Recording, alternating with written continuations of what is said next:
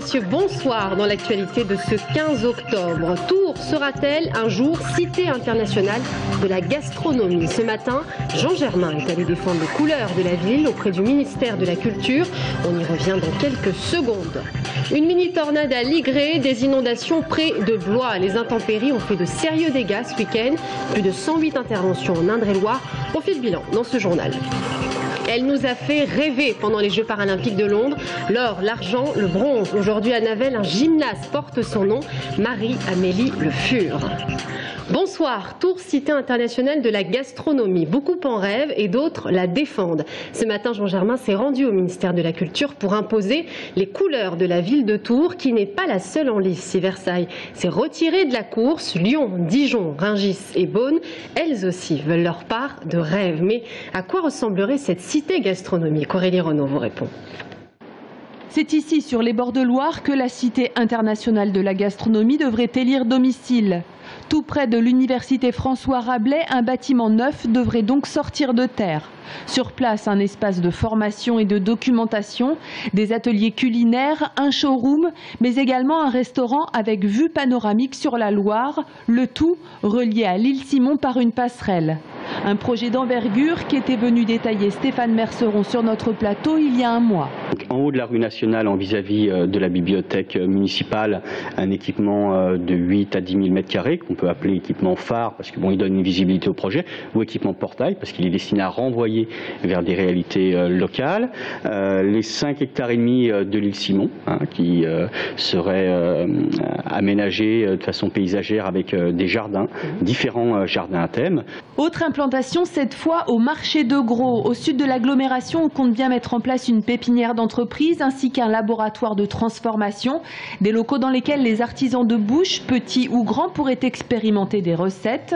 Au total, au niveau architectural, la Cité internationale de la gastronomie représente un budget de 22 millions d'euros. Alors comment s'est passé ce grand oral ce matin auprès du ministère de la Culture? On écoute Jean Germain. J'ai trouvé que les gens étaient réceptifs. Oui, je pense qu'on a toutes nos chances, bien sûr aussi. Alors Dijon se rapproche un peu plus de nous. Je pense que la concurrence va être plutôt sans doute avec Dijon, voilà, je pense. Réponse au mois de décembre, on est d'accord? Écoutez, on nous a dit qu'on aurait la réponse avant Noël, voilà. Bon, un beau cadeau pour vous. J'espère, enfin pas pour moi personnellement, plutôt pour les Tourangeaux si on l'avait. Voilà. Les intempéries ont fait de sérieux dégâts ce week-end. Alerte orange pour l'Indre-et-Loire et le Loir-et-Cher. Une mini-tornade à Ligré, des inondations près de Blois où il est tombé près de 40 mm de précipitations. Rien qu'en Indre-et-Loire, on comptabilise 108 interventions. On fait l'état des lieux avec Brian Bock. Arbres arrachés, tuiles tombées à terre et pans de murs littéralement effondrés. Ces dégâts témoignent de la violence des rafales de vent qui se sont abattues à Ligré, dans le sud de la Touraine. Apparenté à une mini-tornade, le phénomène localisé et isolé n'a concerné qu'une seule rue. C'est passé très vite, en quelques secondes, on a entendu un grand bruit et voilà, une fois que je suis sortie dehors, j'ai vu un petit peu les dégâts, les arbres, un petit peu sur la terrasse aussi, une pergolade tordue. Enfin, voilà, impressionnant, du bruit et très rapide. Le coup de vent a tout emporté et cette partie une pente et la partie du toit à deux pentes en faisant tourner toute la charpente et en emportant le mur. En Indre-et-Loire, les pompiers ont dû intervenir plus d'une centaine de fois. Quant au Breuil, dans le Loir-et-Cher, l'eau est arrivée à la porte des maisons et a inondé les routes. À Blois, c'est l'équivalent d'un mois de pluie tombée en une journée. En fin d'après-midi, près de 77 interventions ont été recensées par les pompiers du Loir-et-Cher. Alerte à l'amiante dans les sous-sols de l'hôtel de ville. Une trentaine d'agents du service entretien a dû être évacués jeudi dernier. Dans les sous-sols ont été bloqués. Un empoussièrement excessif de l'air aux fibres d'amiante a été mis en évidence. Les agents devront passer des scanners le 21 novembre prochain. Politique, avec la visite ministérielle à Blois ce week-end du ministre de la Ville François Lamy dans les quartiers nord, des sites qui font partie du projet de rénovation urbaine. À ses côtés, vous le voyez, le maire de la ville Marc Grécourt et Maurice Leroy, président du Conseil général du Loir-et-Cher. Une refonte de ces quartiers qui touche les commerçants, mais aussi l'aménagement de l'espace public. Un avenant de 3,9 millions d'euros a été signé pour ce projet d'envergure. On écoute François Lamy et Marc Grécourt.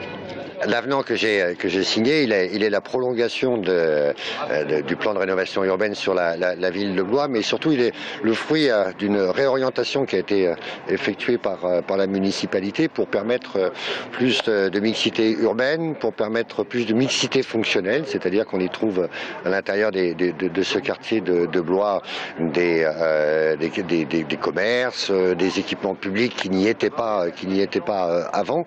Et c'est vrai que c'est important depuis 10 ans de se préoccuper de l'urbain, de se préoccuper des conditions de logement des habitants, mais au-delà, c'est une préoccupation plus large de tout ce qui entoure la vie des habitants à travers l'insertion, l'accès à l'emploi, la création d'entreprises, l'accès à la culture, au sport, l'éducation.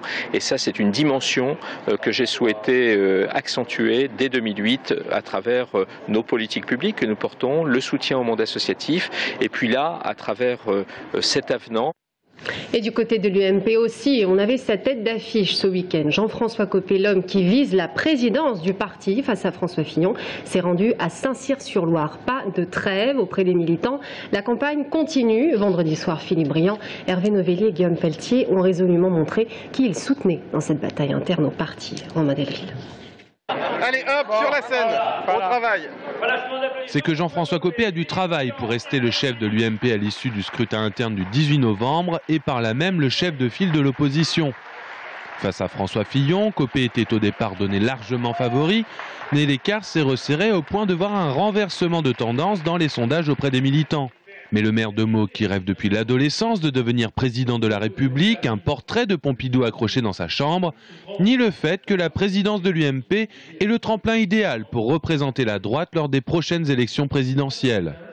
Quel est le militant de l'UMP qui aujourd'hui croit qu'en 2012 on prédétermine le candidat pour 2017? Qui d'ailleurs peut trouver le portrait robot de celui qui sera notre meilleur candidat? Attendons 2016, voyons tout ce qui va se passer d'ici là. Qui voudra-t-on alors? On voudra un Hollande de droite? Je ne suis pas sûr.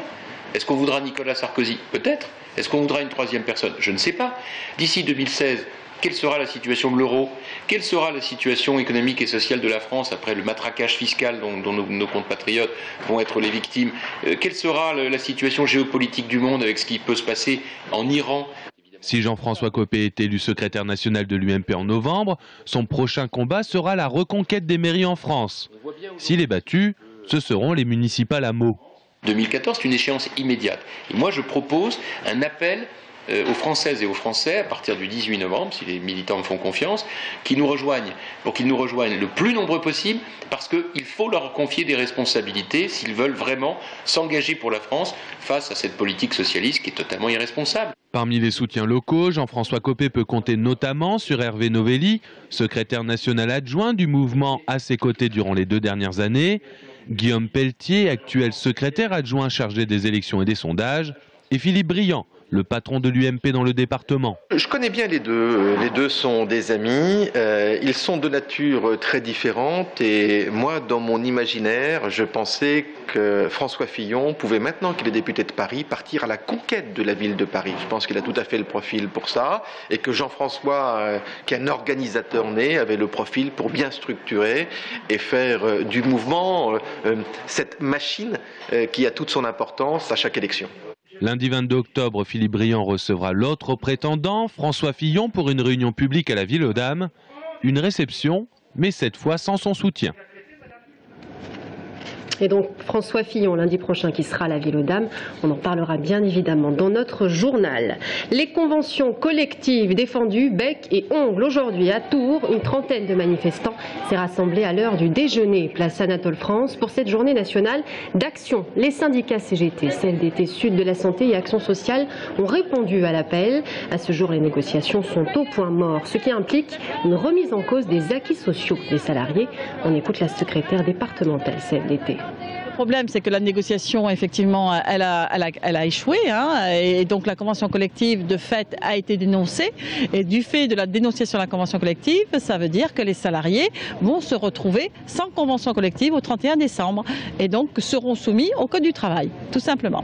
Au niveau des congés, des jours fériés, au niveau de l'ancienneté, tout est remis en question par cette dénonciation de convention collective. Les salariés qui seront maintenant embauchés dans ces établissements qui avant avec la CC51 n'auront pas les mêmes droits et les mêmes acquis que les anciens salariés. Et le cortège s'est poursuivi l'après-midi devant le conseil régional et la délégation de l'agence régionale de santé. On passe au sport avec de bons résultats. En volée, d'abord, ce week-end, c'était la reprise du championnat pour les hommes de Mauricio Paes. Et 4 jours après leur victoire en Supercoupe, le TVB s'est une nouvelle fois imposé face à Chaumont. Le score 3-7-1. Et demain soir, c'est face à Avignon qu'il faudra donner le meilleur. Avignon qui, je vous le rappelle, s'est incliné 3-0 sur le parquet de 7. En tennis, c'est une révélation. Monica Puig a remporté la finale de l'Open Suez de Touraine à jouer les tours. La portoricaine de 19 ans s'est imposée en 3-7, 3-6, 6-4, 6-1. Un beau match. Une joueuse très prometteuse. Elle avait éliminé la tête de série numéro 1 dès le premier tour. Une victoire qui a servi son jeu pour la suite de la compétition. On écoute. Je me suis toujours dit que si je devais battre la tête de série numéro 1, je devais être aussi forte qu'elle. Je ne sais pas, je suis très contente. Et pour refermer cette page sportive, l'hommage rendu à celle qui nous a fait rêver pendant les Jeux paralympiques de Londres, Marie-Amélie Le Fur. Samedi, la commune de Navel a baptisé un gymnase qui portera désormais son nom. Après l'or, l'argent, le bronze, Marie-Amélie Le Fur est aussi devenue citoyenne d'honneur de Navel, la commune de La Championne. Une forte émotion, regardez. 1, 2, 3. Voilà, donc vous lisez, gymnase Marie-Amélie Le Fur. Bienvenue au gymnase Marie-Amélie Le Fur. Le gymnase de Naveil porte depuis samedi le nom de sa plus célèbre native, médaille d'or, d'argent et de bronze aux derniers Jeux paralympiques de Londres. Une matinée retrouvaille dans la commune où elle a grandi et dans le gymnase municipal qui porte désormais son nom. Il y a des gens que je n'avais pas vus depuis longtemps, il y a des familles aussi qui arrivent tout récemment sur Naveil.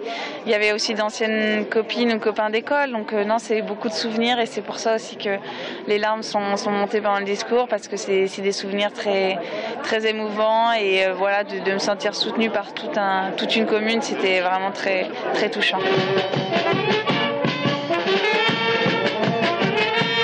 Au programme de la musique avec la bande à Jean, de la jeunesse avec les élèves de la commune et beaucoup d'émotions au moment des discours. Je pense qu'on l'a vu pendant le discours, c'était beaucoup d'émotions, très touchant, à la fois le public et aussi oui, d'avoir le gymnase de la commune d'enfance à mon nom, c'est vraiment un grand honneur et je suis très fière d'avoir été là aujourd'hui, très fière d'avoir partagé ces moments avec tous les Naveillois qui étaient présents et c'était vraiment très émouvant. Pour les élus de la commune, il semblait comme une évidence de baptiser ce gymnase au nom de Marie-Amélie Le Fur, au vu d'abord de ses performances sportives, mais aussi de son courage et sa volonté. Un maire ne connaît pas ça deux fois, j'en suis tout ému. Simplement, nous cherchions un lieu, une rue ou quelque chose pour l'honorer et puis nous apercevions que le gymnase municipal n'avait pas d'autre nom et que c'était l'endroit idéal pour lui donner un nom et qui était celui de Marie-Amélie Le Fur et c'était le moment opportun. Une jeune fille et une jeune sportive qui pendant plus d'1 heure et demie a signé 200 autographes et distribué autant de sourires. Et c'est ainsi que se termine notre journal. Merci à tous de nous avoir suivis. Dans un instant, la députée européenne Nouveau Centre, Sophie Oconi, nous rejoint sur ce plateau. À tout de suite.